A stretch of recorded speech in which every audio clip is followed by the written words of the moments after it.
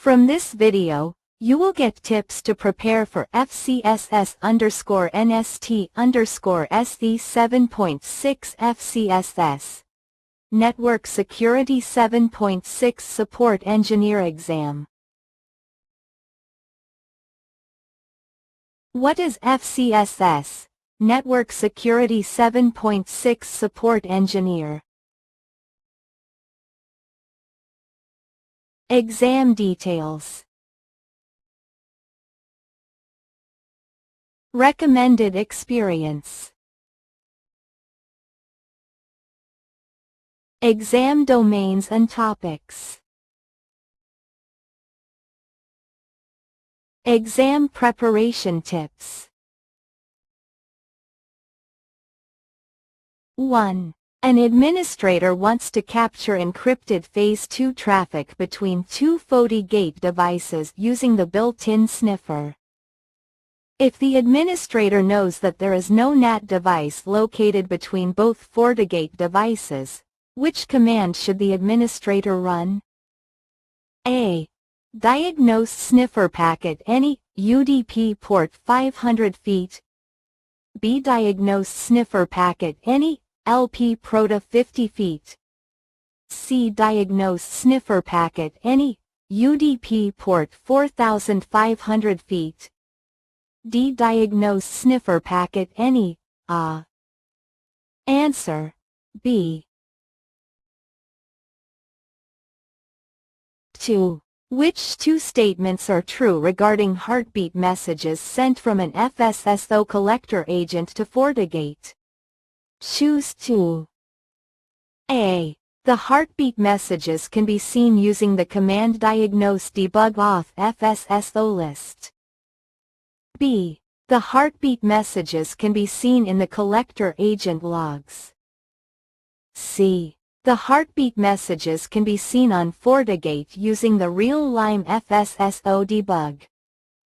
D. The heartbeat messages must be manually enabled on FortiGate.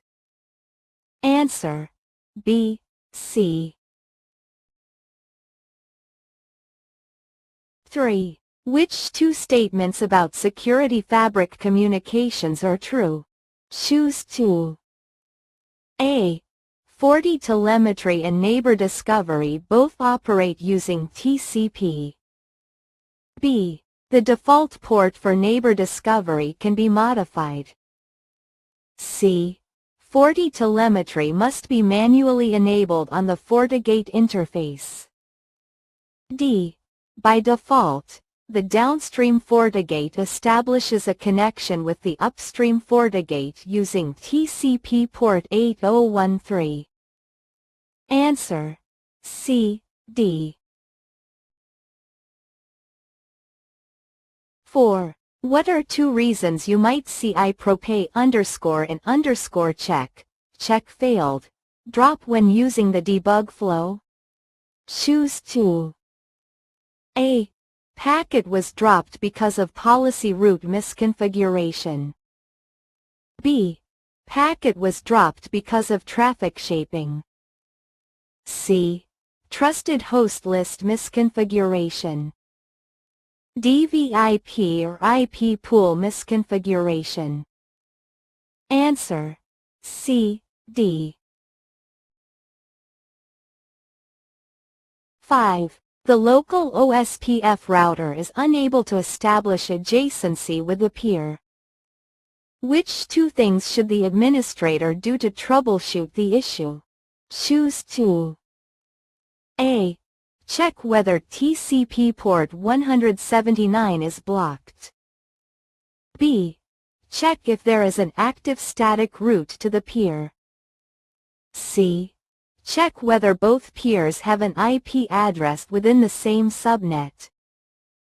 D. Check if IP protocol 89 is blocked.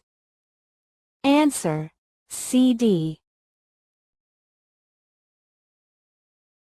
6. Consider the scenario where the server name indication, SNI, does not match either the common name, CN, or any of the subject alternative names, SAN, in the server certificate. Which action will FortiGate take when using the default settings for SSL certificate inspection? A. FortiGate uses the SNI from the user's web browser. B. FortiGate closes the connection because this represents an invalid SSL/TLS configuration. C. FortiGate uses the first entry listed in the SAN field in the server certificate. D. FortiGate uses the CN information from the subject field in the server certificate. Answer: D. 7. Refer to the exhibit, which contains partial output from an IKE real-time debug. Which two statements about this debug output are correct? Choose 2. A. Perfect forward secrecy, PFS, is enabled in the configuration. B. The local gateway IP address is 10.0.0.1.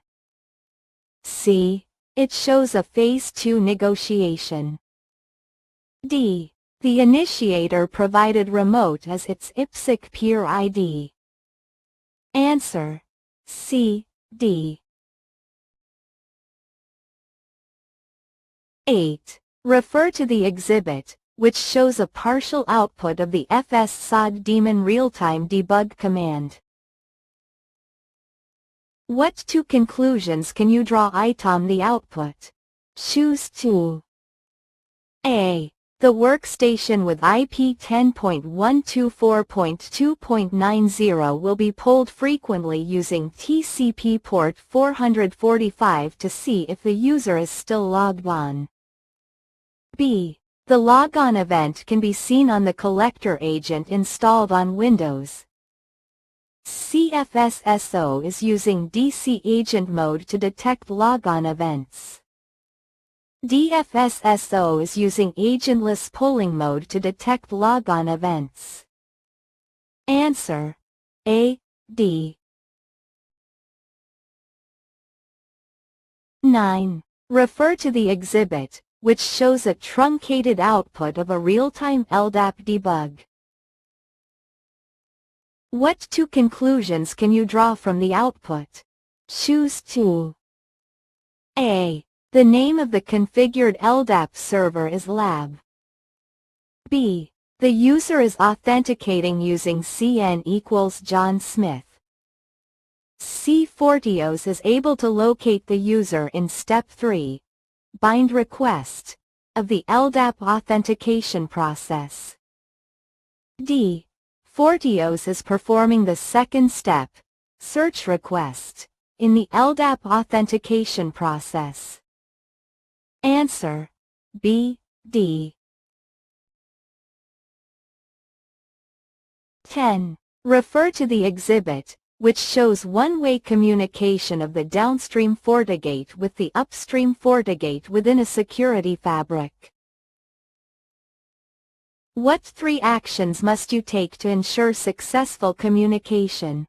Choose 3. A. You must authorize the downstream FortiGate on the root FortiGate. B. FortiGate must not be in NAT mode. C. Ensure TCP port 8013 is not blocked along the way. D. You must enable Security Fabric, FortiTelemetry on the receiving interface of the upstream FortiGate. E. Ensure the port for neighbor discovery has been changed. Answer: A, C, D. Subscribe and like past question.